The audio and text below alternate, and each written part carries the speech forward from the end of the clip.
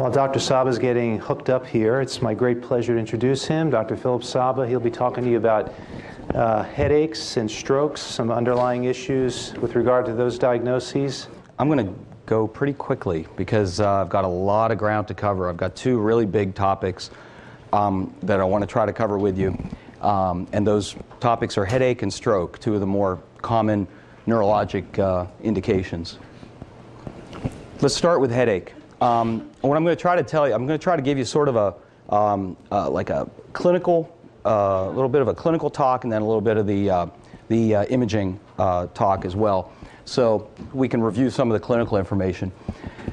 Now, with headaches, as you know, there's many forms of headaches. There's many types of headaches. The most common type is the tension headache, which is literally, you know, a muscle tension around the head, you know, the outside the head with muscles in the neck, and that leads to headaches. And that's the kind of headache that, you know, we all have right now, and you know that we all get at work. And you know, fortunately, it's the most common. Fortunately, it's also probably the least severe and the least deleterious to your health. Migraine headaches. You know, the term migraine is thrown around a lot, but you know, migraine is a very, very specific entity. It's a very specific phenomenon that has to do with vasodilatation inside the head. You know, migraine headaches are classically unilateral. They are often accompanied by nausea, photophobia, kind of a avoidance of bright light, and the vast majority of the cases there's a family history too. It's another thing. So, you know, in the lay public, as you know, people will call a very severe headache, like a very severe tension headache, a migraine. They think that migraine is like a category of severity, but just to keep in mind that migraine is its own entity.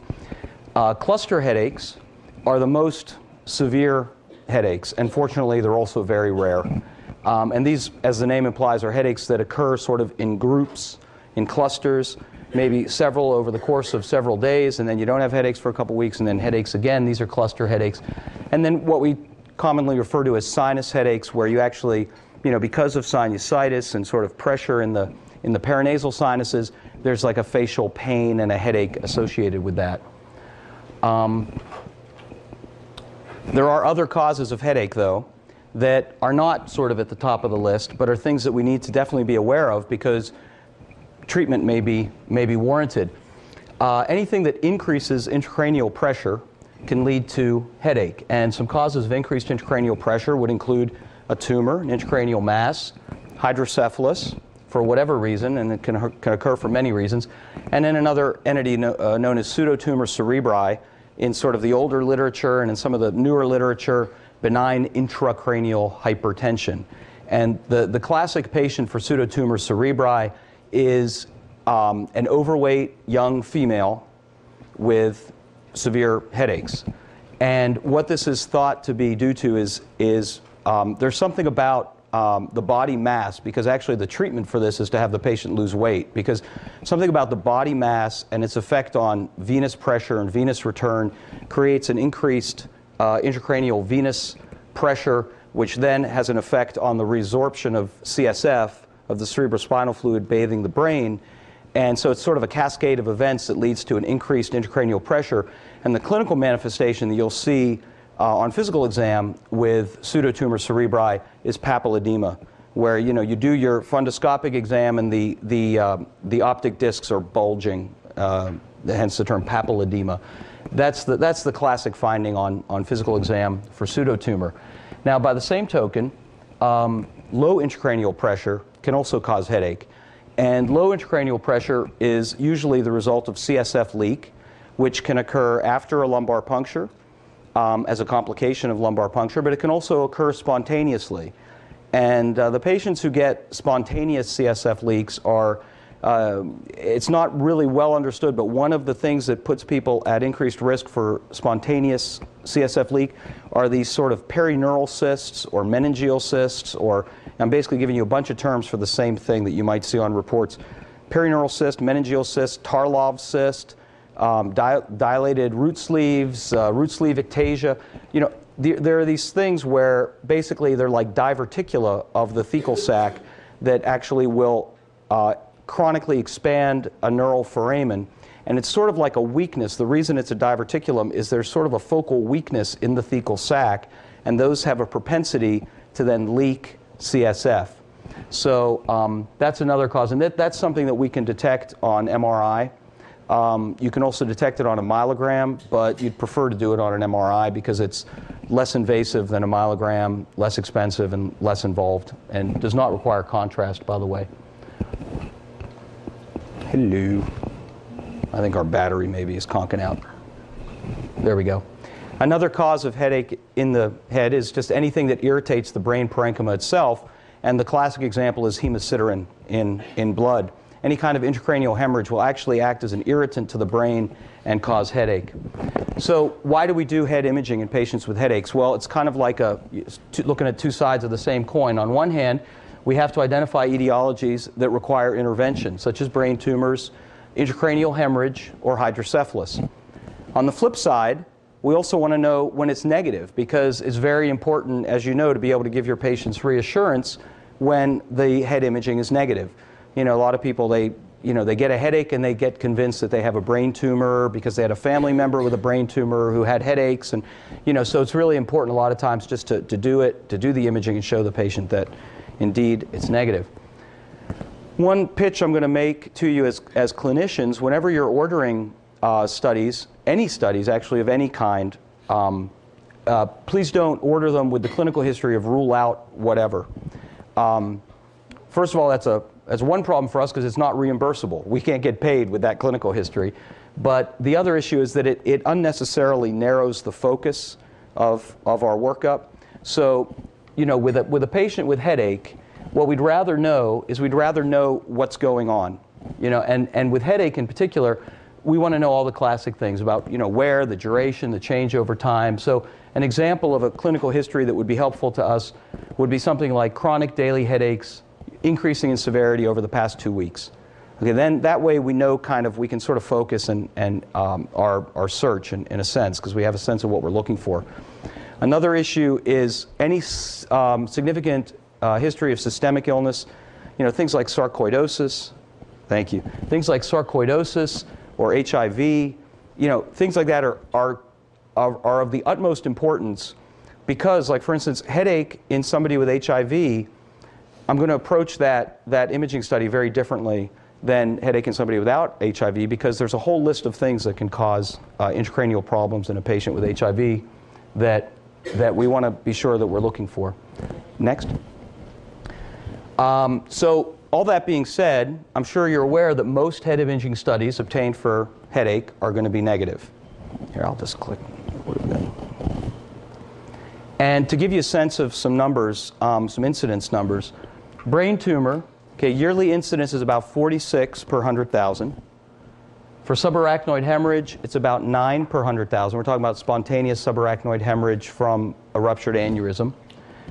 And then a ruptured AVM, or arteriovenous malformation, is even more rare, about 1 per 100,000. So you can estimate in your mind, in Raleigh, sort of the greater Raleigh area, there's almost 1 million people. It's about 800,000. We're getting up towards 1 million. You could pretty much multiply each of those numbers times 10, and that'll give you a sense so that you could say in Raleigh, over the course of any year, about 460 people are going to be diagnosed with a brain tumor of some kind. About 10 of them are going to present with a spontaneous ruptured aneurysm. Multiply by 10. So about 100 with a spontaneous ruptured aneurysm and about 10, thank you, with a ruptured AVM. Perfect. So, that being said, again, the importance of negative imaging. It's important for medical reasons, psychological reasons, and also, medical legal reasons, so that you can also, rest assured that you're not overlooking something or just blowing something off. Okay, well, let's look at it from the flip side, just briefly, just so you can kind of put it in a framework in your mind. Now, remember, most people with headache do not have a brain tumor, but of those people with a brain tumor who present with headache, they're mostly tension-type headaches, typically bifrontal, and usually worse on one side. Okay, but it's not migraine, remember. A special category is children with brain tumors who present with headaches. Kids don't usually get headaches. So, when young kids especially complain of headaches, it really has to sort of raise a red flag for you. And you have to take it, I think, a little more seriously than you would, the adult that complains of headaches, it might just have tension headaches or whatever. So of kids with brain tumors, headache is a very common complaint, and generally it's the posterior fossa tumors that are more associated with headache than the supratentorial tumors. Well, as far as the question of what test should I order, since headache is such a huge topic, there's so many ways to break this down, but one way that I thought would be convenient and is something that you can go back to in the future is the ACR appropriateness criteria. And I don't know if this has been mentioned to you already at any point today. Okay, well, the American College of Radiology, every year they put out, on CD and on their website, what are called the appropriateness criteria, which is essentially they go through a very, like what we're doing today, they go through a very long list of clinical indications, and then they rank the different studies that would be appropriate to order in order of usefulness. Now, it sounds like a great concept, and it is a great concept, but it's very limited as a tool, as you'll see why, because it's hard to kind of sort out exactly what's best for your patient. But they do have a nice write-up on each clinical indication too, which is helpful. But if you just go to the ACR website and then click on quality and patient safety, and then click on ACR appropriateness criteria, and then there's a search engine there where you can search by topic. Just type in headache or whatever, and then go from there. So the different modalities for head imaging are listed here. And basically we're talking about CT and MR, either without contrast or with and without. And then there's angiography, traditional catheter angiography, where a catheter is put in the femoral artery and then fed up to both carotid arteries and one or both vertebral arteries. Contrast is injected. It's a risky procedure. It's a very expensive procedure, and it's something that you don't want to do unless you have to. PET, which we really won't get into today. It's not really on the list of things that it's not something that you're going to use for headache.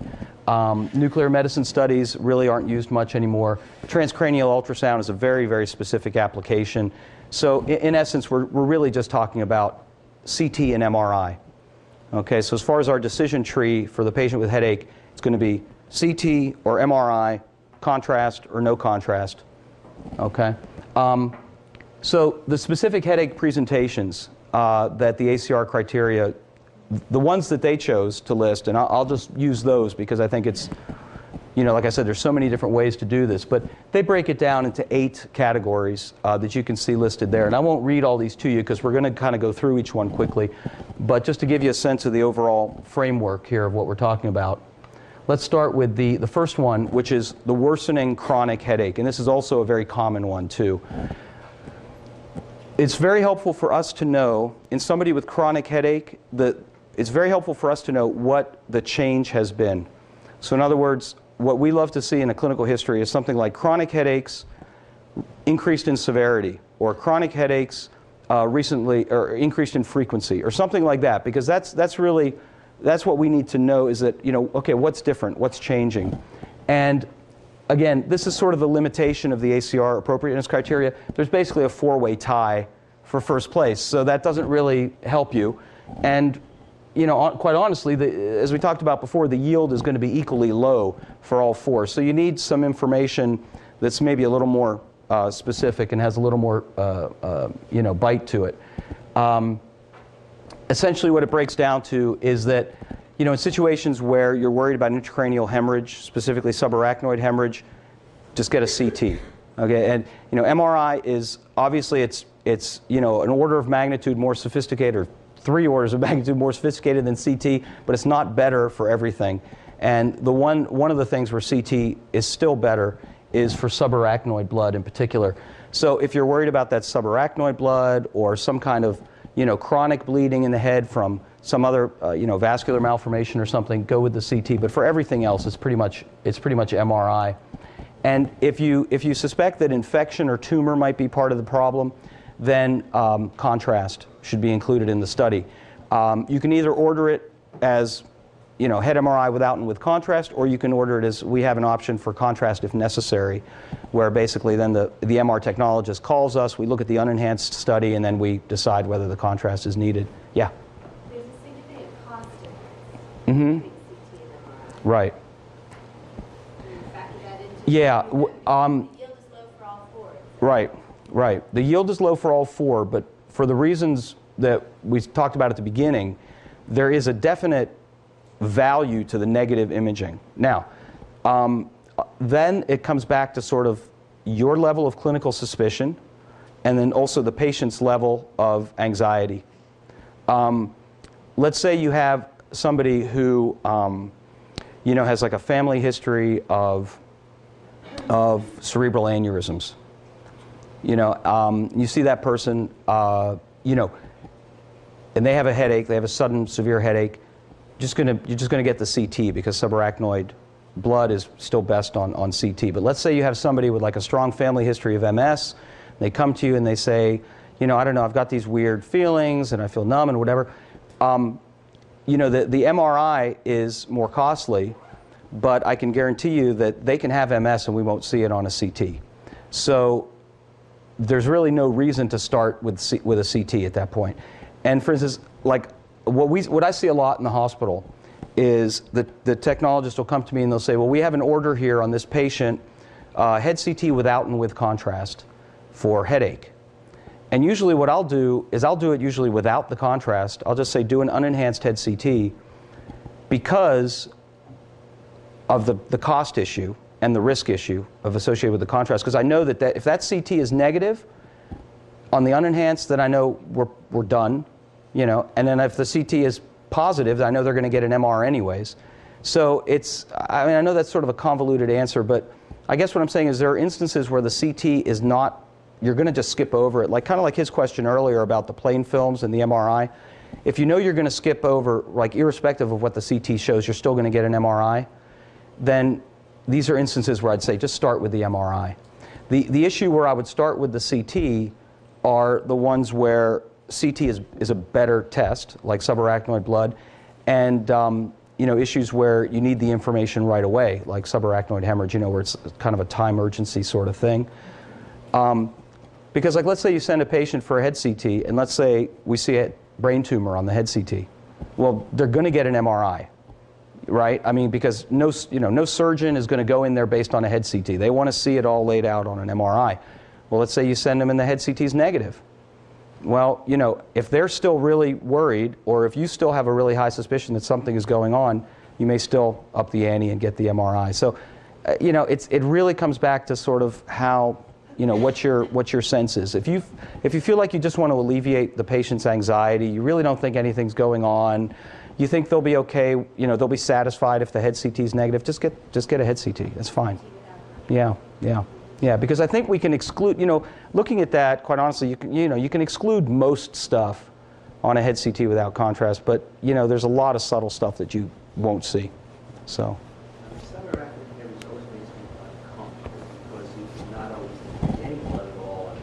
That's correct. That's correct. What you do in that case is, again, it's your clinical suspicion. The head CT is going to be positive in the vast majority of cases. But you're right, occasionally there's so little subarachnoid blood that the only way you can detect it is with a lumbar puncture. And so you're kind of stuck unless, if you really think that there's some hemorrhage, then do a lumbar puncture. And if you don't, just watch the patient and see what happens. You could get a head MRA, and look for an aneurysm. That's another approach. If you don't feel comfortable, if you don't want to go the LP route, you don't want to do something invasive, but you still want to work them up a little more, you could get a head MRA, see if there's a cerebral aneurysm that way. That's non-invasive, no contrast. I guess if you're thinking about something very urgent, you're sending us to the urgency. Yeah. Although we frequently, like for instance in the office, we will frequently see a patient referred from the doctor's office where there is that level of concern, and then if it's positive, basically what we do is we call you and we say, look, this is positive, what would you like us to do with the patient? And then, if it's something where they need to go directly to the hospital, they can go by car or something, then we'll do that. Or if an ambulance needs to come pick them up at the office, you can do that. But you're right, it's all a balancing act of how concerned are you, you have to just kind of use your judgment as to, whether you really think they've got a ruptured aneurysm or not. And That's the art. That's the art of what you do. Unfortunately, there's no easy. You can't just put everybody in these sort of algorithms. What percent did you say you would detect or not detect? I would say it's extraordinarily low, because the problem is I don't have the data to back it up, because what happens is when we read the head CTs, like from the ER usually, if it's negative, and then they do an LP in the ER, and they detect what they think is too much blood on the LP, sometimes we don't know what happens to those patients. But frequently they'll come back. The next step will be a head MRA, and so the context in which I will see that clinical scenario is I will get a head MRA with a previous head CT that's negative, and it's rule out cerebral aneurysm. And I can tell you that, gosh, I don't know that I've ever seen one of those pan out. I mean, it's really more of a theoretical risk. And it's also the other thing you have to take into consideration. I'm sorry to get so sidetracked on all this stuff, but the other thing to take into consideration is that a lot of that data comes from, like 10 years ago, 15 years ago, 20 years ago, when the CT scans were not nearly as nice as they are now. So the subarachnoid hemorrhage that you would have missed in 1984, it would you could see from across the room in 2008. So, no. Well, I mean, it's maybe dependent on the person reading the study, but it's not dependent on, the technologist or the scanner, really, for the most part. I mean, any decent modern scanner that's built within the past 5 years, is going to make a much better image than what we were looking at 20 years ago. So, let's keep going and see if some questions, maybe some of the questions will get answered. We can fill in the blanks, but just to attach some pictures to some of this in your mind. Here, this is just a picture of somebody with a large meningioma. Meningioma is a benign, it's called a brain tumor, but it's really not a tumor of the brain. It's a neoplasm that arises from the covering of the brain, from the meninges. Histologically, it's completely benign. It's very easy for a neurosurgeon, relatively easy, to go in there and just shell that whole thing out, just scoops right out, because it's really not invading the brain at all. But at the same time, you could see where this patient would have a good reason to have a headache. This is the subarachnoid hemorrhage scenario that we've been talking about, and this is one of the most common and one of the most concerning clinical scenarios, because this is something that needs to be dealt with immediately.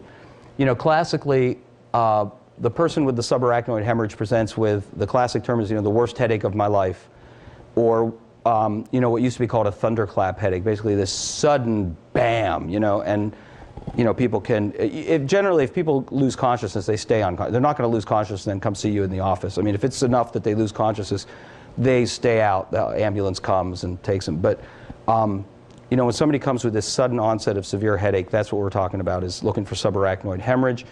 And again, CT without contrast is the best. It's the most easily accessible, and it's even also better than MRI at finding small amounts of subarachnoid blood. Does that include posterior fossa lesions? I was always taught that MRI was the choice for that, was much better diagnostic. That's another, well, to some extent that's still true, but that's again another sort of relic of the early CT, the like first, second, third generation of CT scanners, where there was so much beam hardening artifact in the posterior fossa just because of the anatomy, that you're right. I mean, you couldn't make heads or tails of what was going on in the posterior fossa, but the CTs now are just so much of just such higher quality that you can assess whether there's any mass effect or usually any infarct or certainly subarachnoid blood or just about anything else in the posterior fossa. But that's an excellent question. So basically that would be my list of what you would order for the worst headache of my life. This is a picture of a head CT with a pretty massive subarachnoid hemorrhage. All of this white stuff, all of this hyperdense stuff is subarachnoid blood, all through the suprasellar cistern, and then out into the Sylvian fissures and interhemispheric fissure and along the tentoria. And this is probably from like a right posterior communicating artery aneurysm rupture. But that's just, and actually in this case you can see too the temporal horns of the lateral ventricles are starting to enlarge a little bit, which is one of the early complications right after a subarachnoid hemorrhage. is obstructive hydrocephalus, because the blood starts to gum up the arachnoid villi that resorb the CSF, and you start to get into hydrocephalus. And that's why one of the first things that the surgeons will do with these people is they'll put in a ventriculostomy tube, often before they operate on the aneurysm. This one I won't spend a lot of time on because it's just so darn specific, but it kind of got its own category in the ACR criteria, and that's the sudden onset of a unilateral headache with a suspected vertebral or carotid dissection and an ipsilateral Horner syndrome. Okay, now it's, you know, it's funny that like such a specific thing got its, you know, got equal billing with, the sudden onset of severe headache, but I think the reason is because of the severity of what you are looking for. Just to remind you, Horner syndrome is the syndrome of unilateral ptosis, meiosis, and anhidrosis, basically the drooping eyelid, the constricted pupil, and decreased sweating on the one side. It's an injury, it's caused by an injury to the sympathetic nervous system, and basically what we're talking about as the cause in this instance is we're talking about sort of a brainstem infarct. And there are many causes of Horner syndrome, but in this case, the one that we want you to be concerned about in the context of headache is an acute dissection of the vertebral, one of the vertebral or one of the carotid arteries. And these are the causes of Horner syndrome. I'm going to go through each one of the, no, I'm not going to go through each one. But I just put that up there to scare you. But Horner syndrome can be caused by a lot of things. But one of the things, a lot of these things are things that are not emergent. But one thing that is emergent is somebody with an acute vertebral artery dissection causing a brainstem infarct. And vertebral artery dissections can happen spontaneously for no identified reason. They can happen as a result of trauma. And, unfortunately, we see a handful of vertebral artery dissections due to chiropractic manipulation every year. And it's been written about in the lay press. It's just something that happens when you let somebody twist your neck. So that's why, I don't know, I'm a little leery of that. But anyways, again, not very helpful because they give you a five-way tie for first place. But basically, can we just go back a sec? I'm sorry. What I would tell you is if we're worried about a vertebral or carotid dissection, we're just going to go right to a head and neck MRA. Okay, and the without and with contrast part, that has to do with technical factors, the way we do the MRA. But basically what we need to see is a head and neck MRA, and then what we do in our practice is we throw in, anytime we do a head MRA, we automatically throw in some additional brain imaging that will show whether there's an acute infarct. So in reality, you don't even have to request the head MRI separately. But if you're functioning in another system like WakeMed or well, actually, we'll do it at WakeMed too, but if you're functioning outside of where we practice, you should ask for the head MRI as well. Because what you need to see is there an acute infarct? Is there a vessel dissection? And MRI is really the quickest way to do that. And in terms of cost, CTA, once you're doing a CT angiogram, the cost is going to be about the same as an MR angiogram. Is this like you expect with weight lifters, somebody's fallen off a bike, do you see a sensory level and other reflex changes? I'll tell you what, the context that I have seen it in, and I'm going to sort of put the caveat ahead of time that this is anecdotal and this is my experience, but I would say that of all the vertebral artery dissections I've seen, I would say probably, let me think now, I would say maybe 50% were spontaneous, like no identified cause. I'd say about 30% were from trauma, like C-spine fractures, like after a car accident where you have a fracture of a vertebral body where the fracture goes through the transverse foramen that the vertebral artery is passing through. And then I'd say the rest are from chiropractic manipulation.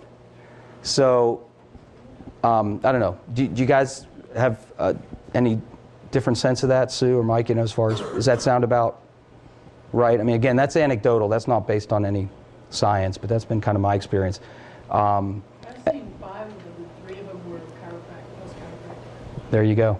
Yeah. So. Do you see a numbness, a certain level of sensory? Well, what they get is, unfortunately, what happens is it's really high rent district. What we're talking about is when the vertebral artery dissects, I mean, the dissection is in the neck, but that's not where the problem is. The problem is downstream because they infarct in their brainstem. So the problems are much more profound than sensory levels and things like that. I mean, the problems can be, brainstem infarct, like, serious sort of systemic problems that cover larger parts of the body, or their breathing, or things like that. So, it can be a big problem. A lot of times, I will say, with the vert dissections, though, the other thing we see is sometimes cerebellar infarcts as well. That won't give you the Horner syndrome, but what the cerebellar infarct will give you is like the acute dizziness and ataxia, and dysmetria and all those sorts of things. So, if you see somebody after a trauma or chiropractic manipulation and all of a sudden they're like walking like this, because they're drifting off to the side, or they can't do all that stuff, think acute cerebellar infarct. Can you go back one? Sorry, skipped ahead. But back one more, please.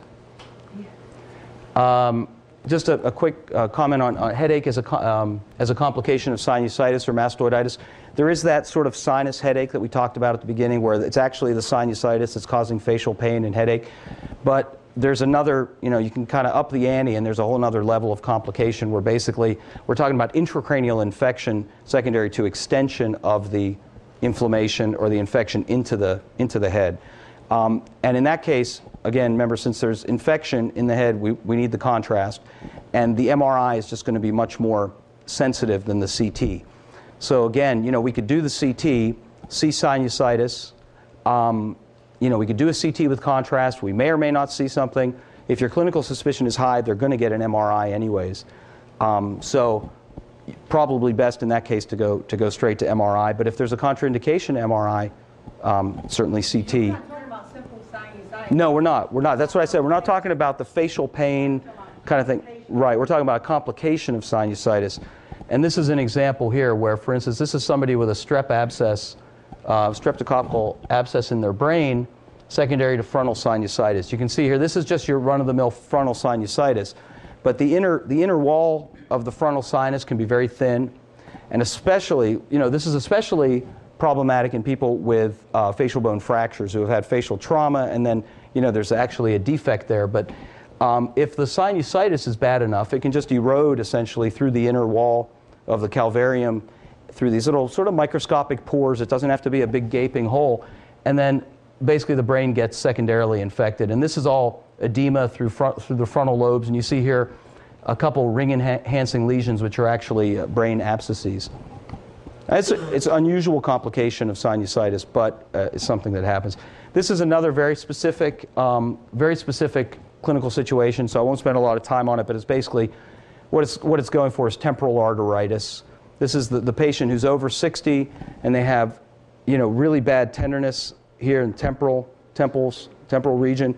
You do a SED rate on them. The SED rate's greater than 55. That's supposed to basically put them in the slot for temporal arteritis.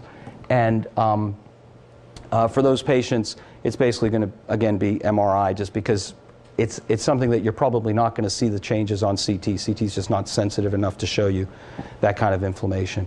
In an HIV patient with new headache, you could go either way. You could go with the CT to rule out big things. If they're going to end up with an MRI anyways, then you may as well start there. And what we're talking about in HIV patients is, of course, all the opportunistic infections. Most commonly we're looking for things like cryptococcal meningitis and things like that. But the HIV population is also susceptible to malignancies such as primary CNS lymphomas. And here's a case of a B-cell lymphoma in an HIV-positive patient. This is T2 and contrast-enhanced T1 MRI. Another category that's very important is headache in a pregnant patient. Just a couple rules of thumb to remember about pregnant patients. Gadolinium, the MRI contrast that we use, is contraindicated in pregnancy. We don't give it at any point in the pregnancy. MRI itself, we avoid it during the first trimester. If at all possible, we don't want to do an MRI before 12 weeks. But in the second and third trimesters, MRI is completely safe, as far as we know, for pregnant women. And the reality is, people say, well, how come nobody's done a study? Well, nobody's going to do the study because there's just no way that you can really do that study, where you can say, okay, well, we're going to, give you an MRI, we're not going to give you an MRI, and, So what we can say is that in all our experience, as long as we've been doing MRIs, there's never been any evidence of any complications associated with having had an MRI during the pregnancy. And also theoretically, too, nobody can really come up with a mechanism why it should, because there's no radiation involved in the MRI. For CTs, on the other hand, if we're doing a head CT on a pregnant patient, we do shield their belly, with the lead aprons that we wear when we are in the fluoroscopy room or angio suite, and that just reduces scatter radiation to the fetus. And in the ACR criteria, MRI head without and CT head without are basically tied for first in this category. What I would suggest is MRI because I think the patient should get an MRV. Because remember, pregnancy is a hypercoagulable state, and that increases the risk, that puts them at an increased risk for venous thrombosis. So they could have headache, or they could have headache secondary to venous thrombosis, or they could have symptoms secondary to venous infarction as a result of venous thrombosis. So venous thrombosis is something that we need to worry about in pregnant patients. So since you're going to get an MRV, then it's going to be more efficient to just get the head MRI with a head MRV than to try to do a CT that is not going to be as sensitive, and then send them in for an MRV. So I would say MRI without and MRV. This is an example of a pregnancy-related phenomenon. This is PRESS, which is posterior reversible encephalopathy syndrome. This is essentially, for those who are not familiar with this term, it's the new terminology for eclampsia, or the sort of gestational hypertension, the sort of gestational malignant hypertension, or whatever term you want to use for it. But essentially, the phenomenon here is that there's autoregulation in the brain of your cerebral vasculature, and the autoregulation is not. You do not have the same degree of autoregulation in the back of your head, basically in the posterior circulation, that you have in the anterior and middle cerebral arteries. So as a result, when there's an acutely precipitous increase in the blood pressure during pregnancy, we get a phenomenon where there's sort of an interstitial edema occurs in the distribution of the posterior cerebral arteries. And this is what it looks like on CT, the edema, and that's what it looks like on MRI. This is another pregnancy case. This is an example of a venous infarction secondary to venous sinus thrombosis. This is in a postpartum patient. And here, this is a CT. You can see that this is a venous infarction. This is a coronal T2. It's a flare image where it's a T2 image with dark CSF. This shows you the edema.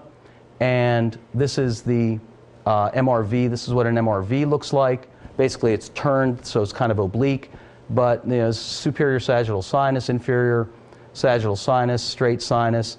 What's missing here is the left transverse sinus and sigmoid sinus. And in fact, on the flare, you can see this is the thrombus in the transverse sinus on the left side. When you suspect meningitis or encephalitis, again, just because of sensitivity, the MRI is going to be the most sensitive. That being said, it's important to remember that the head imaging in meningitis is most often negative. So if you think somebody has meningitis and you get a head MRI without and with contrast and it comes back negative, it doesn't help you, because then you still have to do the LP. If your clinical suspicion is high, because the majority of the time that study is going to be negative. If it comes back positive, then maybe it helps confirm the diagnosis for you. So why would you do it? You still have to do the LP. It depends. If you have a low clinical suspicion, you order the study, and the study's negative, then maybe you're comfortable with stopping at that point. If you have a high clinical suspicion, and you're right, if you have a high clinical suspicion, just do an LP.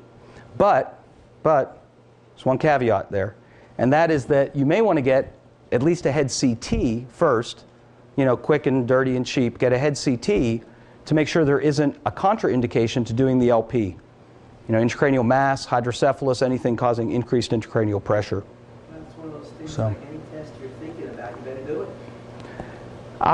Well, how do you mean? In what way? Like you're thinking PE. Mm-hmm. Just do it. Yeah, a lot of times, I think a lot of times it's true. You got to trust your instincts. I think that you're right. And a lot of times, I know what you mean. It's kind of like you think, well, I should do this test.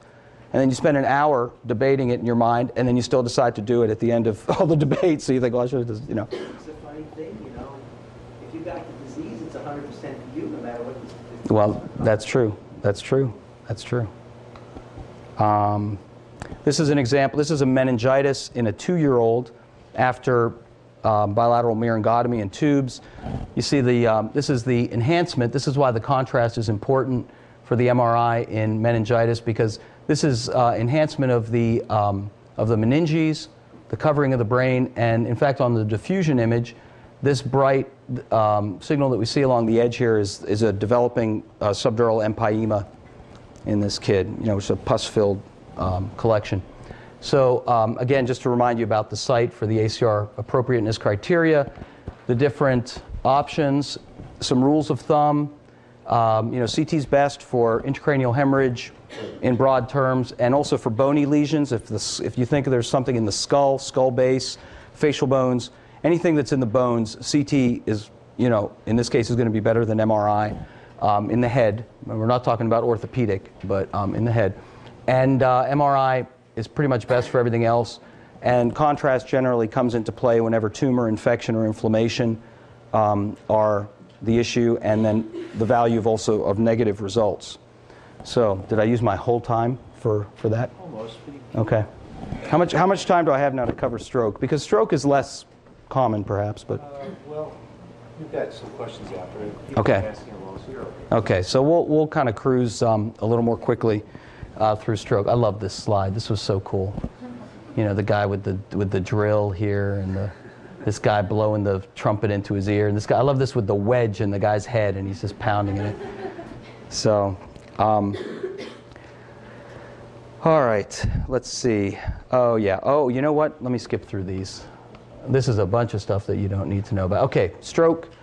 We'll fly through some stuff quickly with stroke. To understand stroke, I want to just give you a little quick refresher on the anatomy of the cerebral arteries. This is looking at the brain from underneath. This is the ICAs, the internal carotids, are being cut here, transected. This is the optic chiasm, pituitary gland, olfactory bulbs, frontal lobes. Okay, here's the brain stem, medulla, pons. Okay, so you come up with the ICAs. The ICAs split off into the anterior and middle cerebral arteries. Here's the middle cerebral artery coming out, anterior cerebral artery. There may or may not be a posterior communicating artery that joins to the posterior cerebral arteries, which are primarily supplied by the basilar. The basilar is formed by the 2 vertebral arteries that come up and form the basilar. And then there's other vessels in there that are kind of secondary. This is looking at the brain from the front and kind of pulling the 2 frontal lobes apart to see here's the ICAs come up, and they give rise to the 2 anterior cerebrals and the middle cerebrals, and then again the vertebrals come up to form the basilar, and the basilar splits off into the posterior cerebrals. This is looking at it again from underneath. This is an important slide. This is like a slice through the brain in the coronal plane, where you've basically, you've cut off the back half of the brain. You're just looking at the front half of the brain, and this is the middle cerebral artery. But I want you to take note of these little perforating arteries called lenticulostriate arteries. These come up and supply the lentiform nucleus, which is part of the basal ganglia, the putamen and globus pallidus, and that'll come into play in just a minute. I'll show you how that is relevant. So as a schematic, as sort of a gross schematic, and you have it in your notes there so you can refer to it, but this is the circle of Willis. And depending on where you are, when you order a head MRA, it might actually be called an MRA circle of Willis or an MRA COW, COW for circle of Willis. But essentially what we have here is the ICAs come up, and if all the collaterals are intact, if they have both A1 segments, if they have both PCOMs, then you've got this circle of Willis, which is, God's way of giving us collateral flow throughout our head in case you were to thrombose this, if you were to thrombose a vessel, you can recruit, like for instance, if your ICA here were to thrombose, well, you can still supply your MCA from collateral flow across from the other side. So it's important to keep that in mind as we think about strokes. Just very quickly, this is the distribution of the anterior cerebral arteries. Essentially, it's the anterior 2/3 of the medial surface of both cerebral hemispheres. Okay, that's your anterior cerebrals. Your middle cerebral arteries are, the bulk of both cerebral hemispheres and also most of the basal ganglia. And then your posterior cerebral arteries are basically the occipital lobes and the thalami. Okay?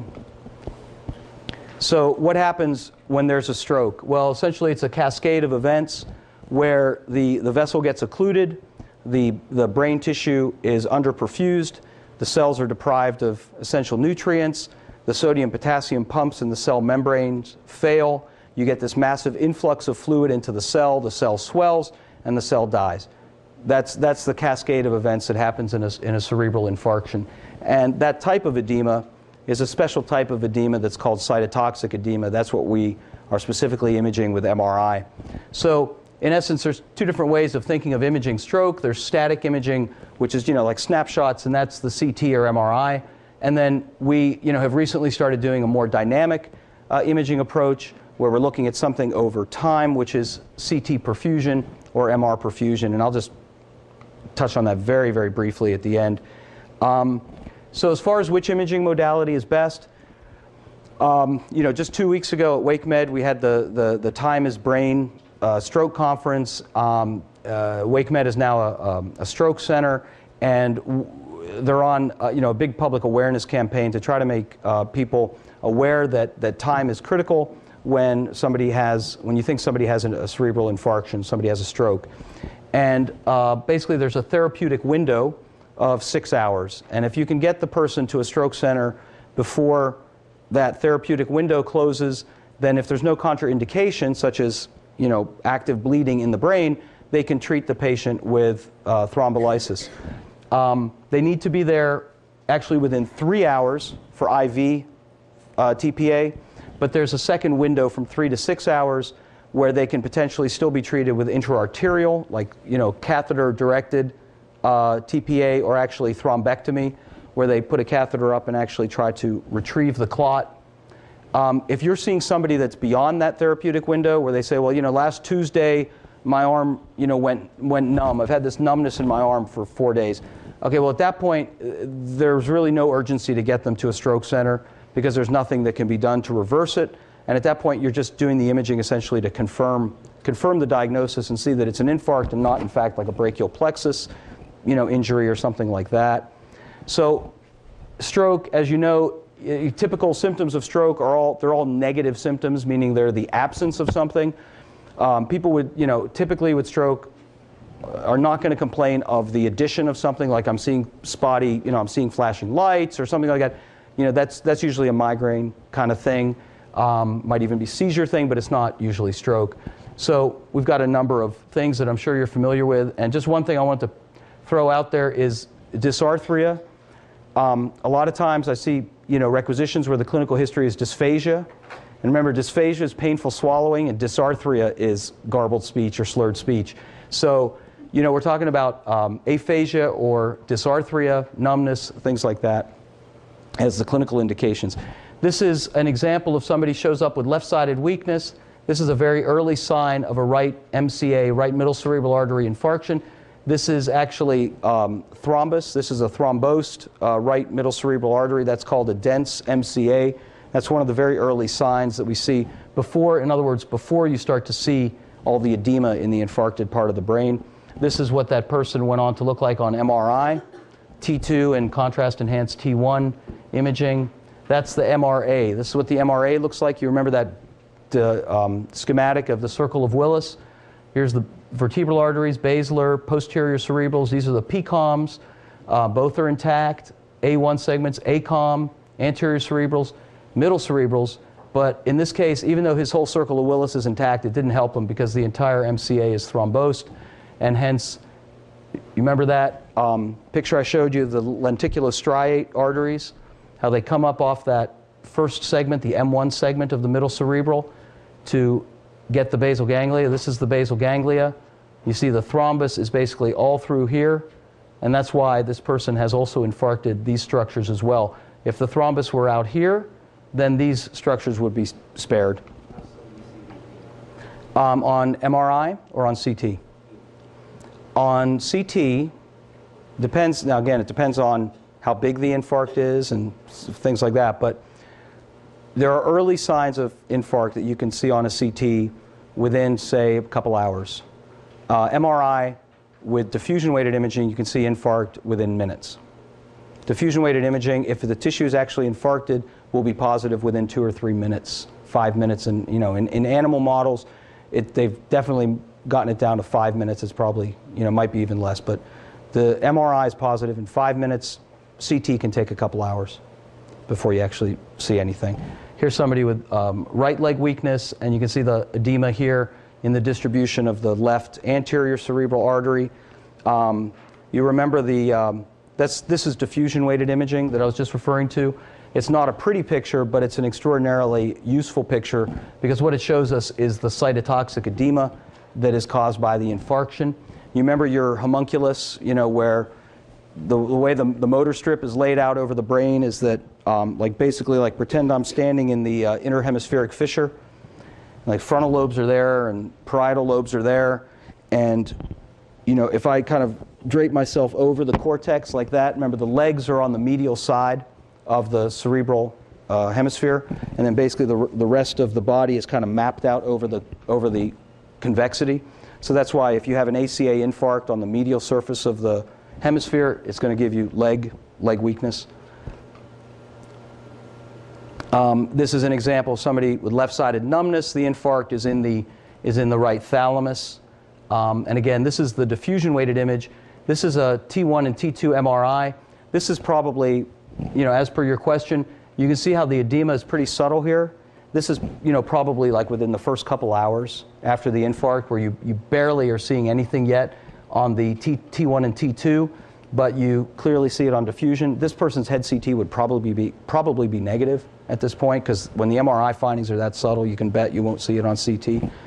Another example, somebody with aphasia, dense, thrombosed middle cerebral, and again, you see all the edema in the distribution of the middle cerebral artery.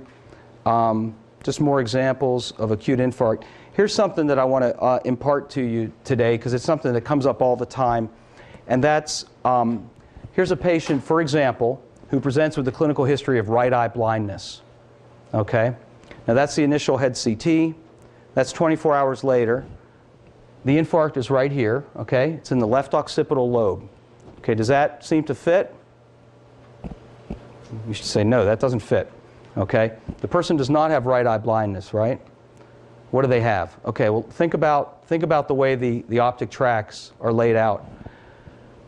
Whatever you're looking at gets inverted by the lens, okay, and is basically projected in an upside-down inverted image on the retina, okay? And let me skip ahead. There's a better diagram. Let's say you're looking at that, okay? It's my hometown, most beautiful city in America, Pittsburgh, PA. All right, you're looking at that, okay?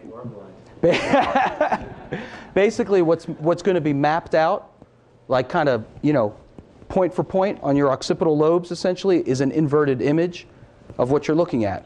Okay, so right now, what's over there is going to be mapped out here on this part of my occipital cortex. What's over there is mapped out over here. What's up in the ceiling is mapped out down low. What's down on the floor is going to be up here. Okay, so the reason I tell you that is to remind you that what that patient had, okay, they had an infarct back here. What they have is a homonymous field cut. Okay, what they have is there's a place in their right visual field of both eyes that they can't see. Okay, that's not right eye blindness. Right eye blindness is, you cover your left eye. Let me see, I always get this backwards because in radiology we're backwards all day. You cover your left eye and you open your right eye and you can't see anything. Okay, that's right eye blindness. If you can't see anything to the right side of your body, that's a homonymous field cut. Okay, is that just Esoteric? No, I mean, it's significant because it changes the way we image the patient. If somebody has a homonymous field cut, then we're looking for an occipital infarct. If somebody has true, one eye blind, then we're looking for a prechiasmatic lesion. The only way you can get one eye blind is if the lesion is here, in the optic nerve or in the globe. It's somewhere in the orbit. So in other words, if they truly have blindness in one eye, you want to get an MRI of their orbits.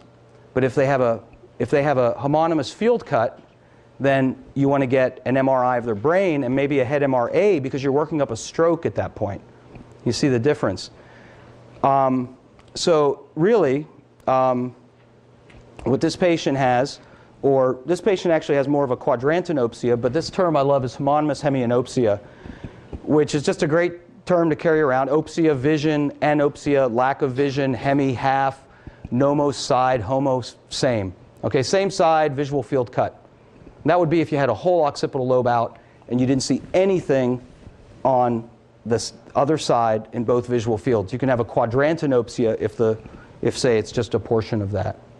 So that's why it's important to distinguish between those two things, because it actually changes the way the test that we'll do, because they're different tests. Complete vision loss in one eye, you usually have a CRAO rather than a neurologic problem. It'd be a person with central retinal artery. Yeah, you could, right, exactly. You could have that as well. Absolutely, absolutely. That'd be more likely to cause the hemolysis. Which? This cavernous sinus. You get before it crosses over. There's a lot of different scenarios that are they're fun to think about, because they're sort of like, just like the rest of neurology. It's like, okay, if you put the deficit here, what's the clinical like, for instance, if a pituitary mass, can we go back one? When you see somebody that's losing their peripheral vision, the classic thing is if they're losing peripheral vision, you worry about a pituitary mass, right? Because the pituitary sits right here, okay? And if a pituitary mass is growing, look what fibers get hit. These fibers from this side of the retina, which is seeing what's out here, and these fibers from this side of the retina, which sees what's out here. So as the periphery closes in, you need to think pituitary mass. So there's a whole bunch of things along the chain, and there's some really nice nice diagrams that have been done where they basically will just kind of put a line at every point in that chain and show you exactly what the field cut would look like and what the clinical scenario is, and certainly retinal artery occlusion is one. And if that does come up for you, actually I just did a CTA last week at WakeMed looking for retinal artery occlusion, because when it comes down to little arteries like that, the CTA is, the spatial resolution is so much better than the MRA, and it was really a very nice study. Clearly demonstrated that both ophthalmic arteries were patent. Again, just more examples. This is somebody, I will just show you this quickly. This is somebody, here's some infarcts up here in the left cerebral hemisphere. You might think, okay, left MCA, do the MRA, and what we see here is not only is there very poor flow in the left MCA and anterior circulation, but the left ICA also looks pretty feeble, right? Well, because if you do their neck MRA, you'll see they have this severe stenosis in their proximal left ICA. So what this is what we call a watershed infarction, which is an infarction that is caused not from thrombosis of the vessels, but from hypoperfusion, where you start to infarct at the boundary zones or the watersheds between those vascular territories that I showed you earlier. So you remember on the cerebral hemisphere, this is the ACA, and then the MCA, and then the PCA. So at wherever those intersect, or wherever those meet, you have these very tiny terminal arteries that if you suddenly have a dramatic drop in the perfusion to that vessel, those little tiny arterioles kind of shut down, and you end up infarcting what remains in the watershed. I'm going to show you this very quickly, and this is just a schematic that depicts why time is relevant with acute stroke. Basically, this is the cerebral perfusion measured in milliliters per 100 grams of brain tissue per minute. And then this is time on the x-axis. So think of this as, bang, here's the onset of the problem at time 0. There is a threshold below which the brain becomes symptomatic, and ischemic, and that's around 20. Okay, but what's important is that as you drop into that zone of ischemia, you're going to have a clinical presentation, right? But if you drop, let's say, to 18 mLs per 100 grams per minute, you can perk along like that for, say, almost 5 hours before you cross over from the yellow here, which is ischemia, into the red, which is infarction. Okay? So let's say you're up here, you have a whole lot of time. Let's say your perfusion suddenly drops to 6. Okay, well, if the perfusion is 6, that tissue is going to infarct in less than 2 hours. So you have now a whole nother level of complexity to that sort of therapeutic window stuff that I was telling you about before.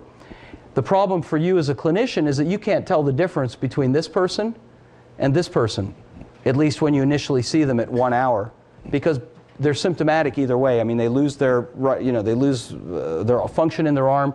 You don't know whether they're up here or whether they're down here. So what we're doing now at WakeMed as part of the stroke workup, the acute stroke workup, is in that 3 to 6 hour window.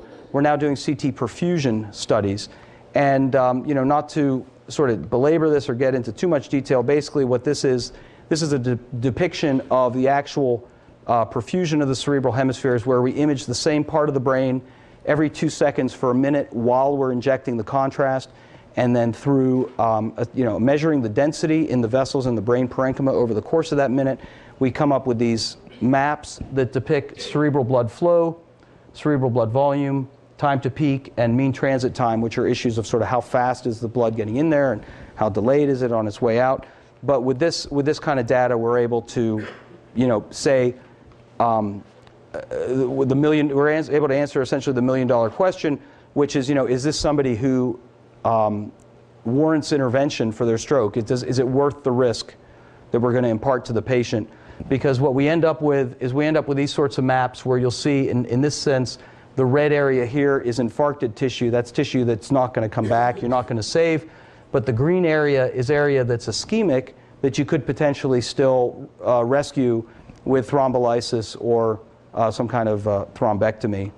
And that's the thrust now of the whole acute stroke service. Now again, those patients where we're doing that, the CT perfusion, are the people that are between 3 and 6 hours post-ictus.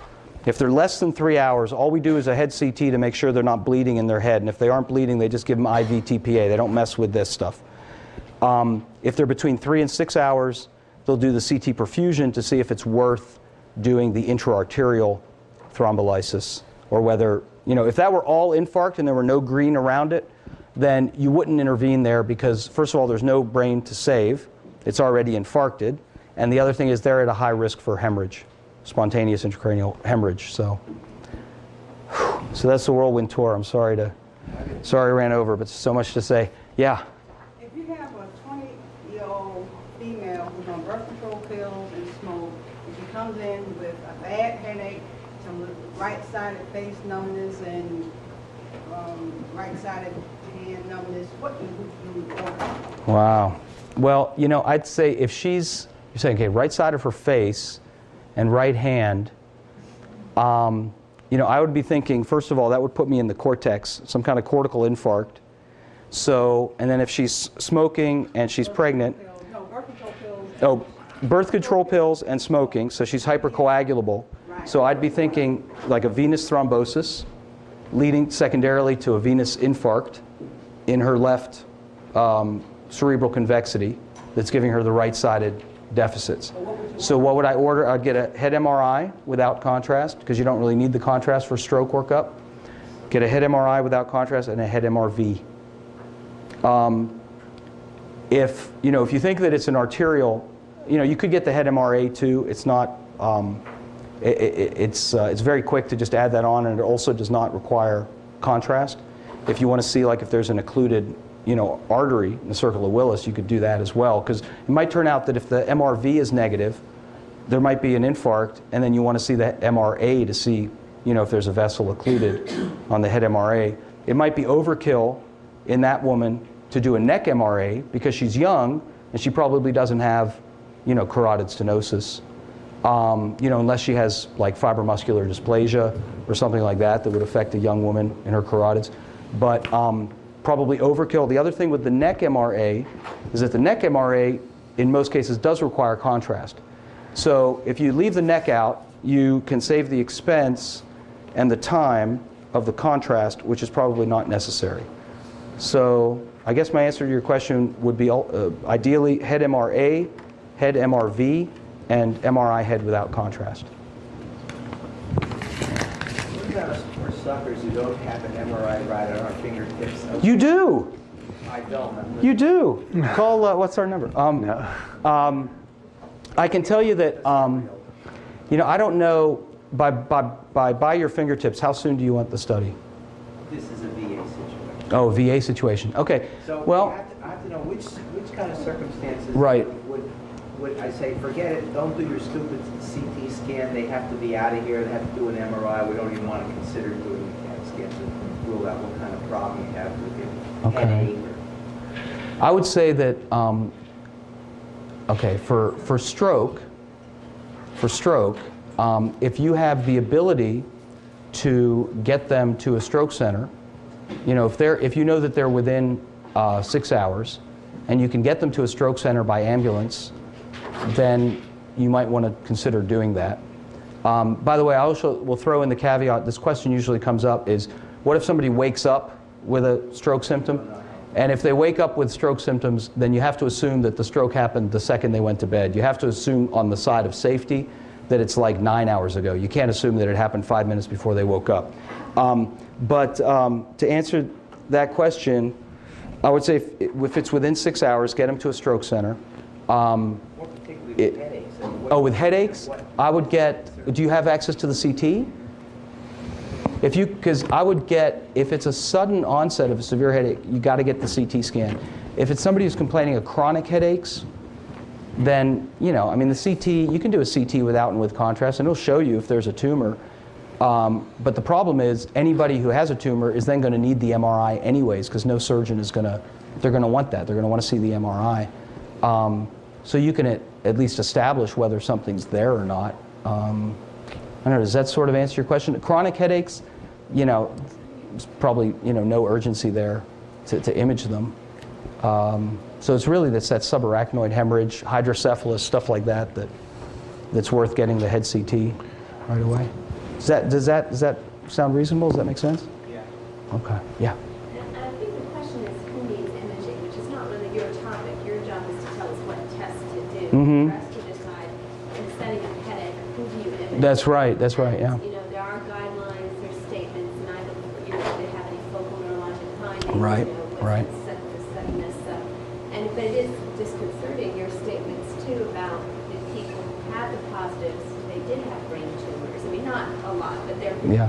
My statement's always, if you've got a headache, the brain tumor doesn't usually present as a headache, it usually presents as functional balance. Right. But, so it's disconcerting to you say that 70% of them had headache. Right, and that's the value of getting the negative study, is that it's getting a negative head CT, can allay the patient's anxiety and maybe about having a tumor.